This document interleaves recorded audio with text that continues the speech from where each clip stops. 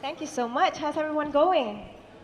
Good. Happy International Women's Day to all the beautiful women and to the men as well. So, I was wondering what poem I'm going to start today with.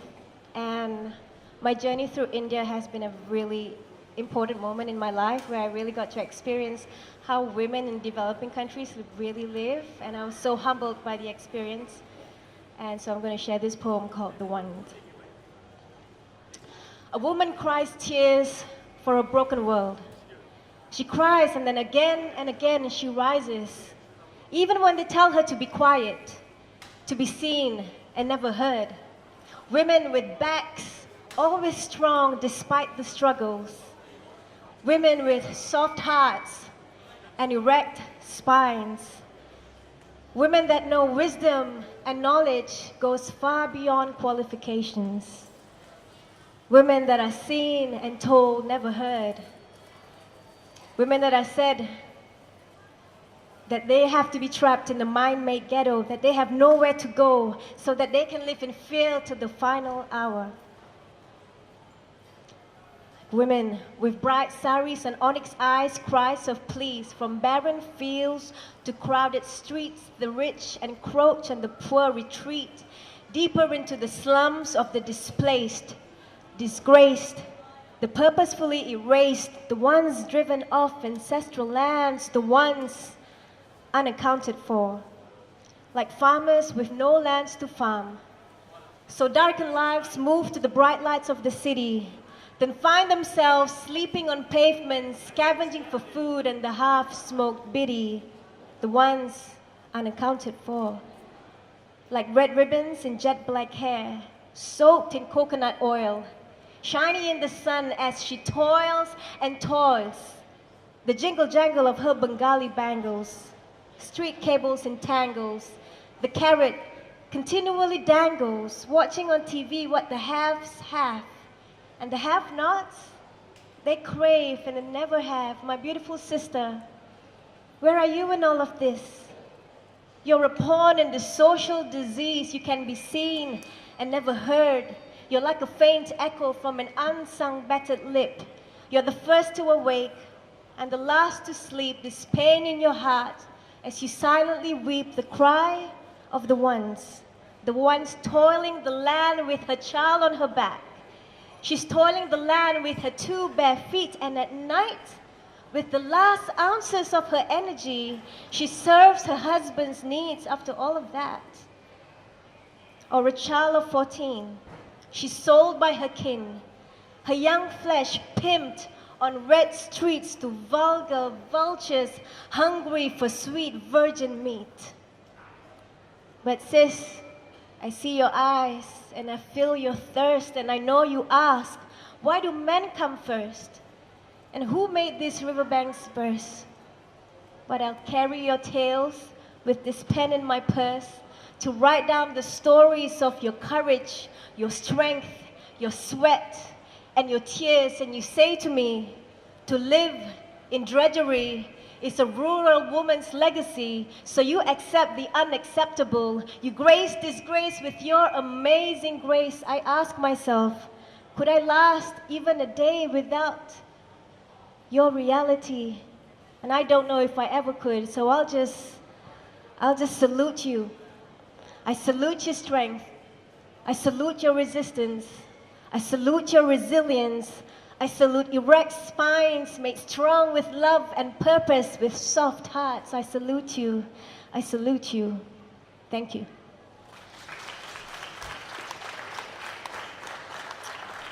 Thank you so much. I have to make a dedication to my mom on this very important day. My mom worked in a factory for 15 years of her life, standing on her feet, just to make sure that I get to go to school and speak English and have this amazing life that I now have. So this is a poem that I wrote for my mom. The sole of my mama's feet is where heaven and earth meet. Mother to mother, in this ancient proverb I take heed, working her fingers to the bones in the graveyard shift from 9 p.m. to 9 a.m. Human machines in assembly lines. She tried to fit in the city, and live the life that I never had. My mom making pittance for remittance, sending money back home. Her beautiful struggle for the sake of family survival. There's really nothing this woman can't handle. She even burns herself to give light, just like a candle.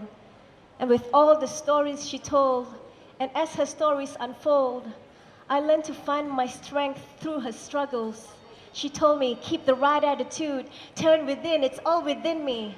So I speak this poem for you to show gratitude for my mom today on International Women's Day. Thank you. I have one more poem, is that okay? All right. This is a very new poem. No one's heard it, so you're getting it first here in the Dandenong Market. This one's called My Body. It stopped feeling right. I know you heard it in my bones and locking hips. I know you did, but you took it anyway.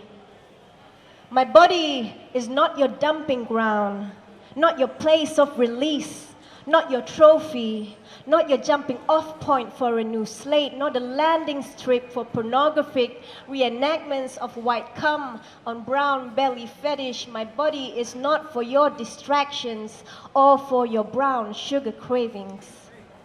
My body is a sacred site, yes, but not for the tourist bucket list. Tick. Yeah, I've been there. It is not the free soup sample at the supermarket. My body is too vast for shallow slurps. It is the herb garden that grew cardamom and cinnamon and turmeric and sage and ginger that gives and heals like homeopathic drops and tinctures. My body is not your gymnasium, not weights for you to test or bulk your power with, and my solar plexus is not the punching bag for your unresolved emotions. The next time you come for temporary cuddles to kill time until the next time, know that my body is not your mama's, not a well for you to milk dry all that you've missed out on in childhood, but come with reverence in all of your essence and your presence, and my body will give you more than you ever know. My body is not your science lab. No, I don't give you permission to lay your cures on me, to test your fantasies, your strategies for some contest. My body is not the satellite tower for you to broadcast your stolen conquest. My body is mine. It's mine. It's mine to objectify like celestial objects, like asteroids and stars shining on stale carpets and fresh scars. My body is mine. It's my contradiction. It's my secret to tell or not to tell. It's my right to cover up or to rebel. It's my made-up word to italize and misspell. What you told me was my hell was in fact my well of everlasting power. So cast your pious eyes, your dirty looks, your greedy hooks away from my body. There is nothing wrong in walking strong and proud and vulnerable and flawed. There is nothing wrong with making you pay attention to the swaying of my gullies and my oceans. I've always been here doing my thing. There is nothing wrong with my body. My body is crowning heads through birth canals. My body is humble creeks and waterfalls. My body is an open palm, always facing the source, always drawing in more love to give even through it all. My body is the echo of your great-great-grandchildren's laughter. My body mends and heals. It braces and builds from billions of light years ago, a beautiful tapestry of interference patterns stitched with stardust and synovial fluids for God's movement. My body is God's movement and library of information. Just read the signs, it's all there in my body. Thank you very much.